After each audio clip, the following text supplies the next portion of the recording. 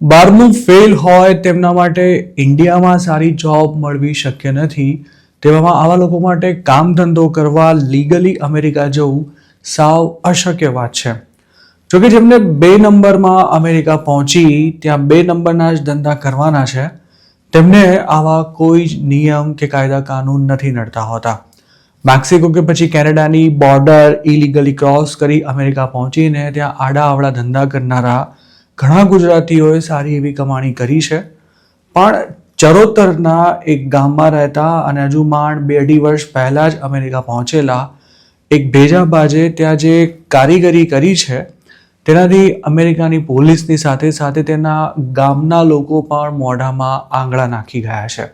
એવું કહેવાય છે કે અમિત નામના આ ભાઈએ અમેરિકામાં કાળા કામ શરૂ કર્યા ત્યારથી જ તેના ઘરે અવારનવાર મોટી રકમના હવાલા આવતા હતા અને આ પૈસા લેવા માટે તેના જ કેટલાક ખાસ માણસો આણંદ, સુરત કે પછી બીજા મોટા શહેરો સુધી જતા હતા. યુએસમાં પોતાની પ્રેમિકા સાથે ઇલીગલી રહેતો અમિત એટલો બધો માલ બનાવી ચૂક્યો છે કે ઇન્ડિયામાં તેની ફેમિલીવાળા નોટોની પથારી બનાવીને સૂઈ જાય તેટલા પૈસા મોકલવામાં આવ્યા છે. સાથે જ તેણે અમેરિકામાં પણ સ્ટોર્સમાં રોકાણ કરવાની સાથે થોડા સમય પહેલાં જ એક મોટું ઘર ખરીદ્યું હોવાનું પણ જાણવા મળી રહ્યું છે. એવું કહેવાય છે કે અમિત ઇન્ડિયામાં હતો ત્યારે એટલો બધો સીધો હતો કે તેણે અમેરિકામાં જઈને જે કાંડ કર્યા છે તેના સમાચાર જાણવા મળ્યા બાદ લોકોને વિશ્વાસ નથી આવી રહ્યો કે તે આટલું મોટું પરાક્રમ કરી શકે. આઈએમ ગુજરાતે મળેલી માહિતી અનુસાર અમિત અને તેની સ્કૂલના સમયની પ્રેમિકાએ ભેગા મળીને અમેરિકામાં મિલિયન્સ ઓફ ડોલર્સનું ગોલ્ડ સ્કેમ કર્યું છે. આ બંટી બબલીની જોડી ત્યાં ચોરીના ગોલ્ડના વહીવટનું કામકાજ કરતી હતી. અમિતની પ્રેમિકા એક મોટું માથું ગણાતા ગુજરાતીને ત્યાં જોબ કરતી હતી અને આ ગુજરાતી મારફતે જ અમિત પણ આ 2 નંબરી ધંધામાં જોડાયો હતો. 2 અઠવાડિયે આઈએમ ગુજરાત પર અમિત અને તેની પ્રેમિકાના કહેવાતા કાંડની સ્ટોરી પબ્લિશ થઈ. ત્યારબાદ તેને પર્સનલી ઓળખતા હોય તેવા કેટલાક ગુજરાતીઓ અને અમેરિકામાં રહેતા લોકોએ અમારો સંપર્ક કરી આ પ્રકરણ પર વધુ ચોંકાવનારા ખુલાસા કર્યા છે. સૂત્રોનું માનીએ તો અમિત ઇન્ડિયામાં હતો ત્યારે આટાફેરા અને આશીર્વાદ સિવાય બીજું કશું જ નહોતો કરતો. તેના પિતા ખુદ યુકેમાં અમુક વર્ષો સુધી ઇલીગલી રહ્યા બાદ પકડાઈ જતા ઇન્ડિયા ડિપોર્ટ થયા હતા અને ત્યાર પછી તેમણે અમિત મોટો થયો ત્યારે તેને પણ ઇલીગલી અમેરિકા મોકલ્યો હતો. અમિત યુએસ પહોંચ્યો ત્યારે તેણે શરૂઆતના થોડા દિવસો કદાચ નાની મોટી નોકરીઓ કરી હતી પણ પોતાની પ્રેમિકા મારફતે તેણે થોડા જ સમયમાં ચોરીના ગોલ્ડનો વહીવટ ચાલુ કરી નાખ્યો હતો. એવું કહેવાય છે કે અમિતનો એક કઝિન પાર્સલ કાંડમાં અમેરિકામાં અરેસ્ટ થયા બાદ જેલમાં ગયો હતો અને તેને ઇન્ડિયા ડિપોર્ટ પણ કરી દેવાયો હતો. અમિતે આ ધંધો ચાલુ કર્યો ત્યારે તેના આ ડિપોર્ટ થયેલા કઝિને જ તેને ગુરુ બનીને માર્ગદર્શન આપ્યું હતું.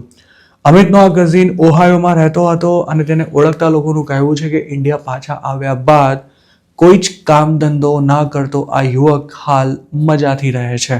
12મું નાપાસ અમિત અને સ્ટુડન્ટ વિઝા પર અમેરિકા ગયા બાદ ઇલીગલ થઈ ગયેલી તેની પ્રેમિકાએ મિલિયન્સ ઓફ ડોલર્સના ગોલ્ડનો જે વહીવટ કર્યો છે તેમાં તેમને તગડું કમિશન મળ્યું હોવાની ચર્ચા છે.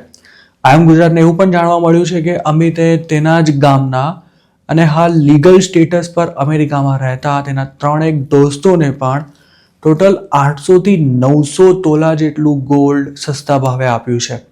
જોકે જાન્યુઆરીના 2nd વીકમાં તેના પકડાઈ ગયા બાદ તેની પાસેથી ગોલ્ડ ખરીદનારા અને ઇન્ડિયામાં તેનો હવાલો લેવા જતા લોકો હાલ ટેન્શનમાં જીવી રહ્યા છે. અમિતે જેટલો માલ બનાવ્યો છે તેમાં તેની કહેવાતી પ્રેમિકાનો પણ લગભગ બરાબરનો હિસ્સો છે તેવું કહેવાઈ રહ્યું છે. સૂત્રોનું માનીએ તો આ યુવતીના મા બાપ અમેરિકાના વિઝા ધરાવે છે અને અત્યાર સુધી તેઓ 1-2 વર્ષે યુએસનો આંટો પણ મારી આવતા હતા અને ત્યાંથી જ્યારે પણ પાછા આવે ત્યારે લવાય એટલા સોનાના દાગીના પણ પહેરીને આવતા હતા. અમિતની પ્રેમિકાના પિતાને ઇન્ડિયામાં મોટું દેવું હોવાની પણ તેના ગામમાં ચર્ચા છે, જેમાંથી ઘણું ખરું દેવું તો અમેરિકાની 2 નંબરની કમાણીમાંથી ચૂકતે કરવામાં આવ્યું હોવાનું કહેવાય રહ્યું છે. અમિતની ગર્લફ્રેન્ડ હાલ કઈ જેલમાં બંધ છે, તેના પર કેટલી રકમના બોન્ડ મૂકવામાં આવ્યા હતા, તેમજ તેની કોર્ટની તારીખ ક્યારની છે તેની તમામ વિગતો આઈએમ ગુજરાત પાસે છે. પણ ગઠિયો અમિત હાલ ક્યાં છે અને કઈ સ્થિતિમાં છે તેમજ કઈ જેલમાં બંધ છે તેની કોઈ જ માહિતી જાણવા નથી મળી રહી.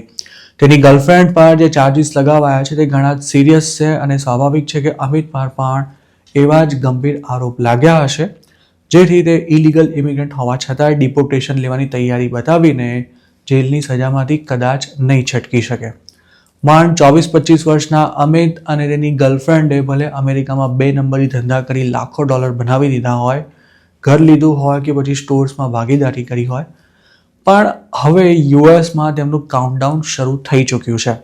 શક્ય છે કે તેઓ ડિપોર્ટ થશે ત્યારે પણ તેમની પાસે પોતાના 2 નંબરી ધંધામાંથી થયેલી કમાણીના ઘણા ખરા રૂપિયા હશે.